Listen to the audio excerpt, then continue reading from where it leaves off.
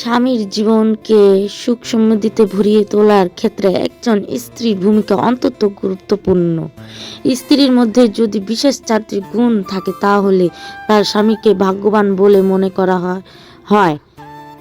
বধূ ঘরের কার্যকর্ম অত্যন্ত দক্ষ হাতে সামলাতে পারেন, সেই ঘরের সর্বদা সুখী বিরাজ করে। সেই স্ত্রী সমাজ সংসারে বিশেষ সম্মান লাভ করেন এবং তার স্বামীর জীবনও সুখে পরিপূর্ণ হয়ে ওঠে। এটাই হলো স্ত্রীর সম্পর্ক আর স্বামীর সম্পর্ক। একটা স্ত্রী চাইলে স্বামীকে সম্মান করতে পারে, একটা স্ত্রী চাইলে তার স্বামীকে অসম্মান করতে পারে, একটা হাজবেন্ড চাইলে তার ওয়াইফকে অনেক সম্মান দিতে পারে, সুখী রাখতে পারে। একজন হাজবেন্ড চাইলে তার বউকে উচ্ছেদও করতে পারে। এটাই হলো দুজনের ভিতরে সম্পর্ক, যে যেমন করতে পারে। স্বামী ভালো, বউ ভালো।